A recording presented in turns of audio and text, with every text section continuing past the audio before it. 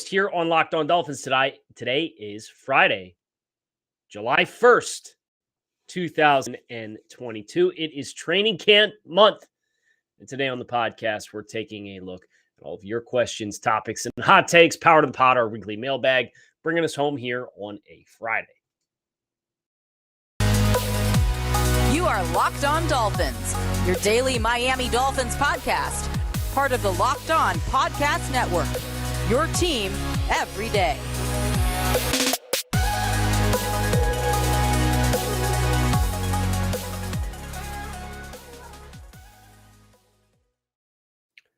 What's going on, Dolphins fans? Kyle Krabs, your host here on Locked On Dolphins, lifelong Miami Dolphins fan, director of scouting at thedraftnetwork.com. Your host here on Locked On Dolphins today is the Mailbag edition. Every week we do Power to the Pod, which is all the things that you want to talk about.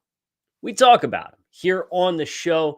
I want to thank you guys for making Locked On Dolphins your first Miami Dolphins listen of the day. Today, Friday, July 1st, 2022. We are a little later in the day than we normally are, but that's because I had to buff out about 45 minutes out of my day to listen to Tua Tagovailoa and Tyreek Hill. It needed to be said. So, very good look at that relationship, that young relationship between Tyreek Hill and Tua Tagovailoa. You're getting a chance to see that unfold in real time, and Tyreek Hill with It Needed to Be Said, his new podcast. Would definitely recommend that be something that you guys check out this holiday weekend. So now, with all that out of the way, we have Power to the Pod. We have several questions to get into, including one which I did cheat. I looked ahead, and I've done a little bit of research on. And it has to do with said quarterback of the Miami Dolphins. So without further ado, let's go ahead and dive into this thing. Let's talk about Power to the Pod. Our first question today comes from Al Dolphin, listener since day one, never miss an episode. Question is, while our confidence in the added pieces to the offensive line are valuable, there seems to be a high level of unrest. Should we be comfortable going into camp with that room right now? My question to this answer would be no. If you can find a veteran offensive tackle, particularly somebody who has experience playing right tackle, just to add a little bit of stability in the event of an injury, I think that's the big question, right? Is we are a Teron Armstead injury away from your offensive tackles being the offensive tackles you had last year, with the exception Jesse Davis not here, but Liam Eichenberg and Austin Jackson potentially playing both tackle spots, right? If Teron Armstead were to get injured, you have Austin Jackson presumably at right tackle based on the trends of this offseason. Liam is contending to start at left guard, but if he starts at left guard and then Teron goes down, take Liam and move him outside, and then you either put Michael Dieter or Connor Williams there and then put Dieter back at center. And just that whole musical chairs thing is a little unsettling. I would agree. Now, I love the talent acquisition. I think the young guys having another year to get better and having a better coaching staff at their disposal to develop them as talents, plus a more well thought out and engineered offense in general, should also help. I think there's enough here that you can point to say, hey, there's reasons to be optimistic about the young guys, and we're not going to go ahead and call this a total loss with these players if Teron Armstead does get injured, but I would not be resting on my laurels. I'd be exploring trade opportunities for swing tackles. I'd be exploring the free agent market to see what's still out there. And here's one thing you do know. Chris Grier, notorious for doing this. He's notorious for churning the bottom of his roster. So whether it comes at the start of camp or it comes upon roster cutdowns when it's time to start the season, I would not be surprised if Miami gets a little insurance for that spot, because that is the spot that I look at the roster right now and I see a potential troublesome trend. Our next question is the one that did require some legwork. It's from GM Hindsight, and he is from Sweden. Hello. Tjena, Kyle is what he greets me with. Means what's up. Following up on a Power to the Pod question from last week, if Tua finishes 2022 with 3,800 yards, 30 total touchdowns, and less than 15 turnovers, does he get the fifth-year option picked up, or does he get a second contract? I am unsure, and I've gotten probably 6 or 7 questions about contract extensions for Tua Tagovailoa over the course of the month of June, and I don't know where it's come from, but you're gonna have a really hard time convincing me that's the right pathway to take no matter how Tua plays this season. If Tua produces that line, 3,800 yards, 30 touchdowns, less than 15 interceptions, and let's say the Dolphins go 11-6 and win a playoff game, it sounds pretty good, right? Um, I would just cautiously remind you that Baker Mayfield's third season in Cleveland in 2020 saw Baker Mayfield drop a line that was 3,700 yards, 29 total touchdowns. The team went 11-5 and won their first playoff game in 20 years. And you fast forward 16 to 18 months and look at Baker Mayfield now. The team so ready to move on that they made the trade that they made and have left themselves with Baker Mayfield's fifth-year option with this untradeable contract and zero leverage because they've already moved for another quarterback. And I understand Tua Tagovailoa is a unique player to Baker Mayfield, although I do think Baker Mayfield has got a little bit of a raw deal. He played all of last season hurt. I think the team was more than willing to run him out there once the season trended the way that it did and was content to let him be a bit of a red herring for whatever other issues were present on the team and let him take the heat. But part of the whole appeal of drafting a quarterback is to get that quarterback on a rookie contract because you're financially not invested in a starter, hopefully a quality starter, the way that you would be if you were paying for a quality starter that comes elsewhere onto your team. So the urgency to push play on a contract extension for me, for Tua, even if he plays well next year, it's going to be 1/3 of his career workload. And I don't think the sample size is going to be enough for me to have confidence, even if he plays really well. Because again, I go back to Baker Mayfield. He set the rookie touchdowns passing record the year that he was a rookie, and he didn't even start the entire season. I think he started 13 games. Then he had a down year, and then he had the 2020 season that had almost the exact stat line that we're asking about. If Tua gets, does he get a contract extension? Fast forward 18 months, the conditions change because, again, the sample size is very small. And now Cleveland can't get rid of Baker Mayfield quick enough, except they picked up his fifth-year option and are kind of saddled with it. And they made a move before they got rid of him. And they didn't handle that part of this business particularly well.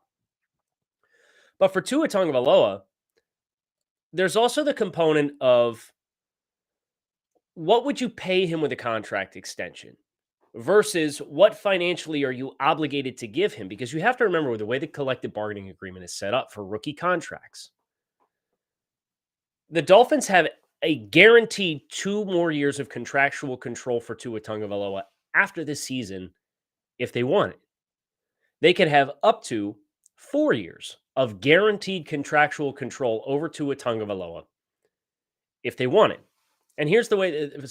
We need to weigh everything out. We need to hold everything across all of our options. The way the fifth-year options work is you have 4 tiers. You have a base level and 3 incentive tiers, all that, as you achieve them, log you higher returns. The base tier is the bottom tier. We're going to give you the fifth-year option. You bet none of the performance incentives. The highest tier is if you make more than 1 Pro Bowl across your first 3 seasons, you get the highest tier, which is equal to the franchise tag value for your respective position. Here's what I can tell you. Tua Tagovailoa, assuming he stays healthy and plays this season, regardless of the performance that he puts on the field, he needs to play a minimum of 50% of the Dolphins' offensive snaps this year, and he will qualify for Tier 1 incentive, which would eliminate the cheapest of the 4 options for fifth-year option, but he has not made a Pro Bowl, so he will not be making multiple Pro Bowls in this 3-year window. So you can already axe off the top. So he's either going to be, if he gets hurt and misses more than half the season, he will be a Tier 1 extension cost. If he plays 50+% of the Dolphins' offensive snaps, he's a Tier 2 extension cost. And if he makes a Pro Bowl, he's a Tier 3 extension cost. What do those financials mean? That's a great question. I'm glad you asked, but I got to tell you about our friends over at BetOnline, your number one source for all your betting needs and sports info. Find all the latest sports development, league reviews, and news, including this year's Major League Baseball, all the NFL fights, NFL futures, you name it, golf. Head to the website today or use your mobile device to learn more about the trends and action. BetOnline, where the game starts. If he gets hurt, we can base this off of this past year's performance incentives. This past year's, if you were a tier 1 quarterback, your cost was $19.6 million. That number is calculated from the average of the 3rd to 25th highest salary at that position across the last 5 years. Okay. So as new contracts are signed and they reset the market and it pushes up, that number will increase. But Kyler Murray, had he not made any Pro Bowls and he not met the playing time incentive, his base level 5th-year option from the year before Tua would have been $19.6 million. Okay. With the playing time incentive, that 19.6 goes to 22.38. That is calculated from the 3rd to the 20th highest salaries at that position over the last 5 years. There's 3 separate ways that you can meet that performance incentive. You can be 75% snaps or higher in 2 of your first 3 seasons, an average of 75% or higher across all 3 seasons, or hit 50% or greater across all 3 seasons. Tua, his first year was 55% of all offensive snaps for the Dolphins. So he's not going to hit that 75% threshold unless he hits 75% this year. But all he needs, because he was over 50% his rookie season, and he was certainly over 50%, all he needs is 50% to qualify. And he'd get a 3-year bump on the 5th year, or a $3 million bump on the 5th year option. If he makes a Pro Bowl, you're talking about another $5 million in a bump. And that cost is not equal to average salaries of X through Z at your position over a 5-year sample size. It's the cost of the transition tender. So when a player's a free agent for the first time, teams have the option, and not even the first time. I think it's a 10-year cap. 10 years of tenure. If you're under 10 years of tenure and you're set to be a free agent, the teams have the option to hit you with the franchise tag, which is the one everybody is very familiar with, or the transition tender. The transition tender is a little bit different. It's got a little bit more flexibility for negotiations with other teams. And then you as the team who has that player's rights originally has a right to match. That transition tender for the quarterback position last year was $27.18 million. And I tell you all of this because while we don't have some of those other values just yet for what Tua's economic options will be, we do have a projection for the transition tender for next year.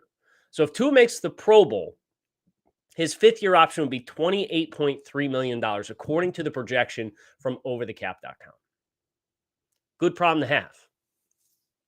If he does not make the Pro Bowl, and you keep that rate of growth, you could project him, assuming he stays healthy, to a 5th year option cost of $24 million, assuming he hits the 50% threshold. So let's operate under the assumption that Tua stays healthy and he gets this 3,800 yards and 30 touchdown threshold that we're all talking about. You're going to pay him what he's due on his 4th year. And then with the 5th year, you can choose to pay him $24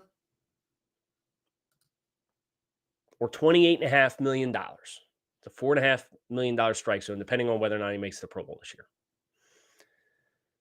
What he's due in his 4th year of his contract is $4.7 million in cash. So you're going to talk about $30 million for the next 2 years, plus the option to exercise the franchise tag up to twice if you want to. And I hope if the Dolphins do choose to exercise the 5th-year option, they are tempted to use the franchise tag because that means the Dolphins are playing winning football and they want to retain their quarterback. I hope we get to a long-term. I hope they don't negotiate the contract and we get to a point where we say, oh, gee whiz, we got to pay Tua $44 million a year. What a great problem to have. You got a quarterback worth $44 million, right? But I say that to say this. You can pay Tua for the next 2 years with the 5th-year option between $28 and $30 million in cash. No questions asked for 2 years.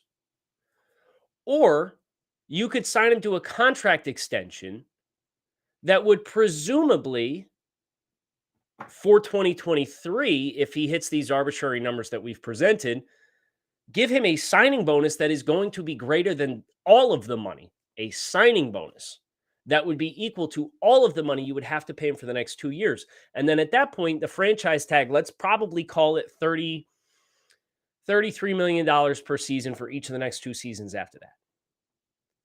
So you could theoretically get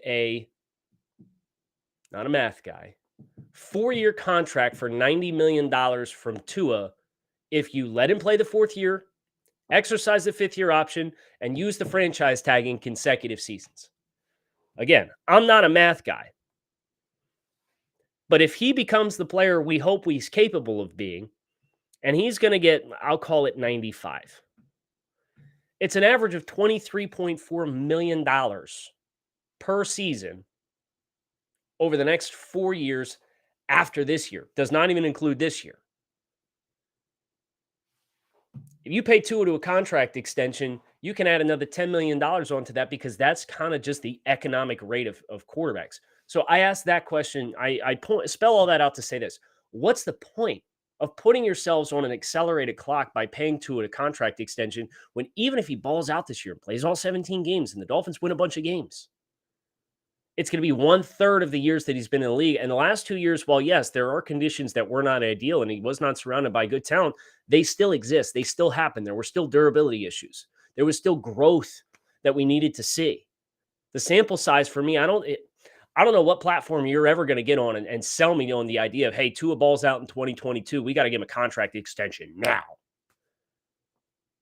Because it kind of flies in the face of the entire reason why you tore down the roster and were committed to drafting a quarterback so that you could have a quarterback who's potentially a quality starter on a rookie deal and not be economically invested in him and pay him $45 million a season. Why would you accelerate your clock in that regard? So I don't know where the push has come from, but I'm going to push back on it a little bit and say, hey, this is not about being pro-Tua or anti-Tua or being skeptical or a hater or being a Tua non-member or anything along those lines. This is just if you sit down and look at the economics of what options the Dolphins are going to have, based on what he has and has not shown and based on the sample size, no matter what he plays like this year, can we get consecutive years? Can we get a consecutive years of high-level play before we even put this on the table? That's what I would advocate for. And yeah, you look at how the Dallas Cowboys handled Dak Prescott, and you'll sit there and say, hey, man, we knew 2 years ago you guys should have signed Dak Prescott to a contract extension.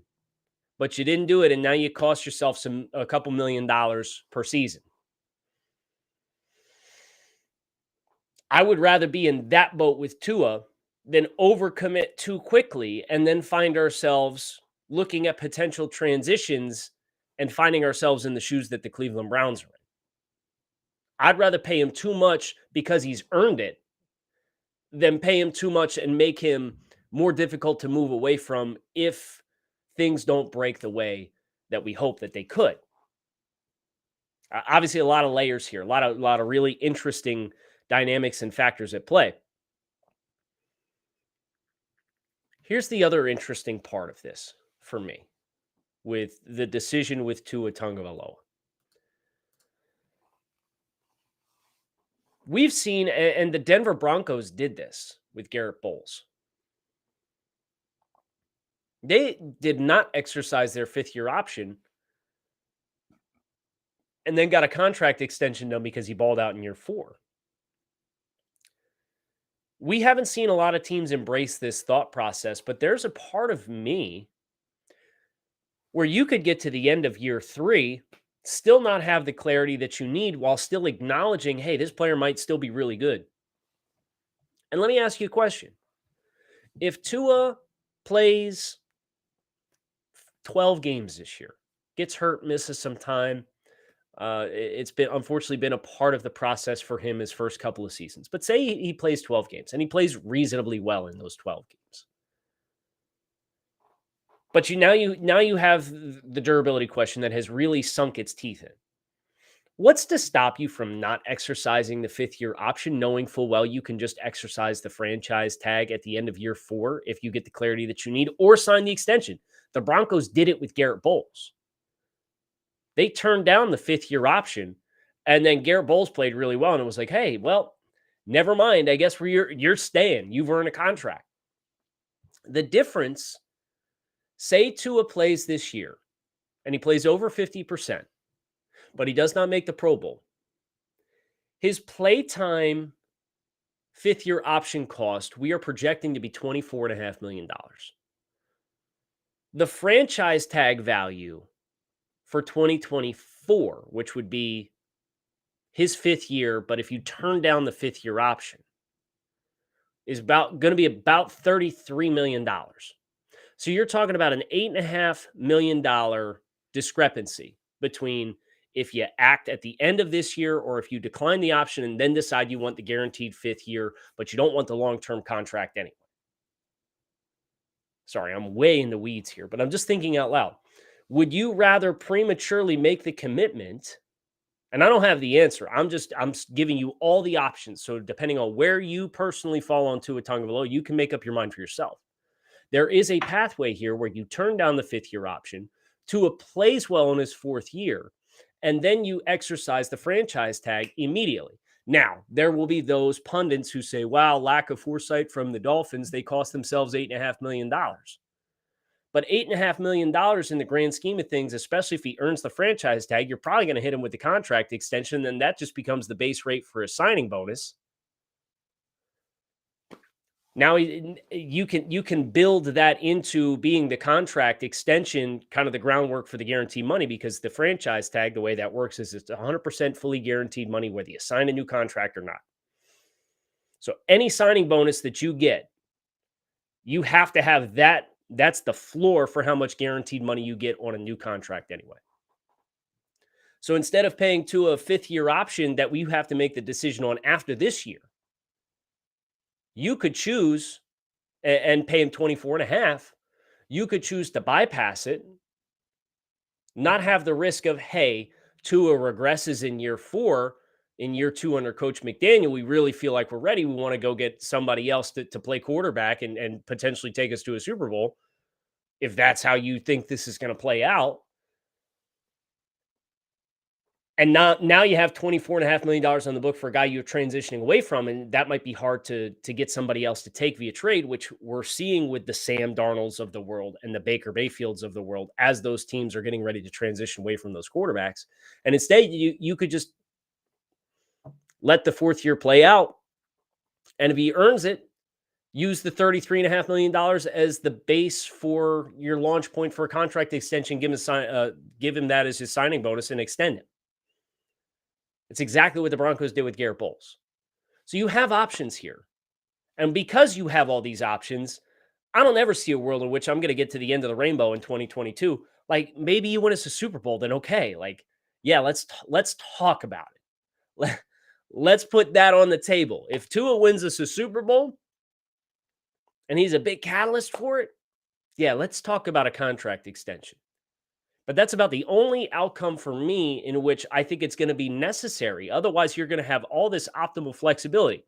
Now, I would be inclined, if he hits the numbers that you afforded in this hypothetical, I'd probably hit him with the 5th-year option and just take the $24.5 million and lock him in for 2 more years, knowing full well he's on a 2-year, $29 million contract from there. And then we'll make another decision after 2024 to say, hey, long-term contract time, franchise tag time, tag and trade time, let you walk time. I'm in no rush to make that long-term commitment. And I know a lot of fans, like, they're ready for Tua to be good. They want Tua to be good. I want Tua to be good. I want to have this problem where we have to say, gee whiz, how are we going to make a winning roster with a $50 million a year player at quarterback? What a great problem to have. But I'd rather get there than expedite that unnecessarily when you have so many options at your disposal. Now, we went way down the rabbit hole. But Bod, and I'm just going to call you Bod because I don't know how to say the rest of it, with a uniform question is going to bring us back on track. We're running out of things to discuss, so I have an aesthetics type question. Do you have a favorite Dolphins uniform, a uniform you love? I missed the old logo, but I did enjoy the dark blue alternates from the early 2000s. Yeah, anything with the retro logo, not the cartoon dolphin either, but anything pre 95, I'm all about that business. All about. I love them all. I love all the looks. A uniform I love was the color rush of the traffic cones. I try not to think about it too much. Our next question comes from D. Leon. Danny, father of Maya, who still talks about you answering her video question about the Dolphins while holding your daughter. I've always admired the intellectually honest approach you take with delivering us content to us Dolphins fans. Now I need you to put that aside for a moment. My gut tells me this team is going to be a lot better than what some pundits are predicting. Fan to fan, what is your gut telling you about the Dolphins? Keep up the great work. My gut says this is a double-digit win team. That's what my gut says. The defense being as strong as it is, the explosiveness of the skill players, injuries could make that hurdle hard to clear. But my gut tells me this is a 10 or 11 win football team. Now, I'll be reserved and say 10 or 11, and I hope that they surprise. Of the last 3 seasons, I oversold the Dolphins last year by 2 games with my win-loss projection. I had them 11-6 last year. And then the 2 years prior to that, I undersold them by a game apiece. I had 9-7 and 4-12. They went 5-11 and 10-6. So my 3-year sample size, I'm right on the nose. I'll shade to the bottom end and challenge them to make me a game short on my expectations for them yet again. Dolphin Ray with a 5-star review. I had to laugh when this one came through. I don't know why it was a 1-star review last week, but he asked me, he or she, I should say, asked me a very important question. And they asked it again in here. But he did want to clarify and said, my utter dismay was a 1-star review of the show. I would never leave the GOAT 1 lousy star. Question, repeat again. Worth asking again, since now we're on the same page. Does Gronkowski have the angle? And the answer is emphatically no, which you absolutely positively hate to see. You still don't. Chad, Kyle, I love the steal a player series the other week, but when it came to the New Orleans Saints, how could you steal anyone other than our sweet prince, Kirk Merritt? Honestly, I think he'd be a great fit in our yak-centered offense. Nonetheless, keep up the great content. Yes, Kirk Merritt, obviously, as a well-established Kirk Merritt stan, along with so many of you, would have been the first choice, but I wanted to give everybody else on the Saints roster a little bit of recognition. But I am absolutely positively rooting for Kirk Merritt to make the most of his opportunity in New Orleans, and I do miss him dearly on these offseason rosters for the Dolphins. Our last question of the day comes from Mike, 765 from Denmark. Okay, I did not cheat and look ahead on this one, and I probably should have because there's a lot of words here. But let's get it. I finally think we have a team where they have really limited the number of pieces where the risk is high that things will fail miserably. Right now, I'm looking at 2 spots where if it goes right, they could even challenge Buffalo, even though I do think they fall a little short. On defense, I think Jalen Phillips is the key. I think Holland is too natural to do anything other than progress.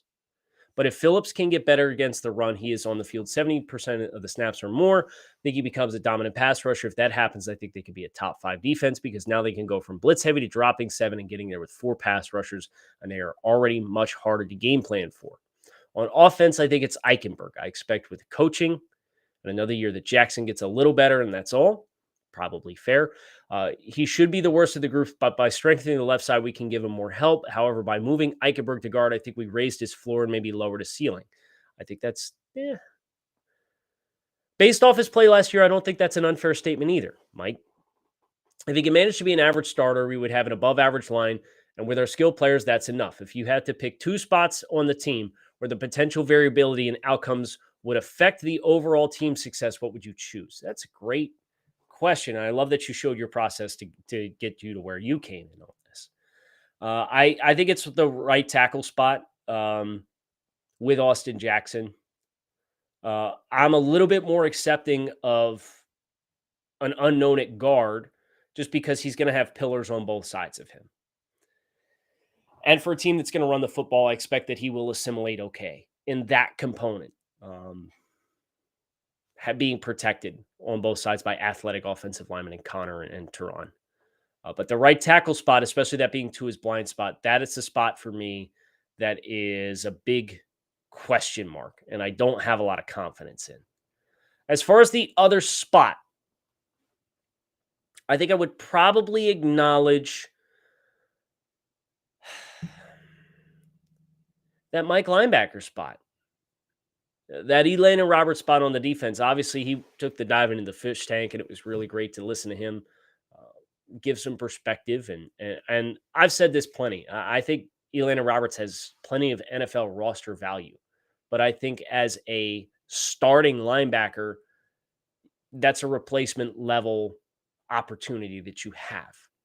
So Elandon is somebody I would love to continue to be on this football team, but I would love nothing more than to see Channing Tindall assimilate quickly into that role. And he has not played much football. I think he's played like 700 snaps the last 2 years of college football, like 500 last year. I think it was just under 200 the year before that in 2020. But if he can assimilate into that spot and hit the ground running, great. But if he doesn't, then you're either going to have a platoon, you're going to have the limitations that Elandon provides you, the inconsistency that Tindall would provide you. And I think that is more of a block and a hurdle to being really multiple with what you're doing with the same personnel on the field. Because that's your, like, it's not like it's your third linebacker, it's your second linebacker. You're going to need 2 guys who can play on the B level on the defense regardless. So those would be the 2 that I would shout out. Hey, by the way, as we bring this thing down to a close, I want to shout out the Dolphins. They released their public training camp schedule. The 30th, the 2nd, the 3rd, the 5th, the 6th, the 7th, and then like the 24th and 25th. So the 30th of this month, a.k.a. 4 weeks from tomorrow, or if you're listening on Saturday, 4 weeks from today. And then the 2nd, 3rd, 5th, 6th, 7th. The 2nd, 3rd, 5th, 6th, and 7th. I will be there. And I hope to see you there as well. So plan accordingly. And fins up. Keep it locked in right here on Locked On Dolphins. Kyle Krabs. Thanks as always for listening to the show. Have a great weekend.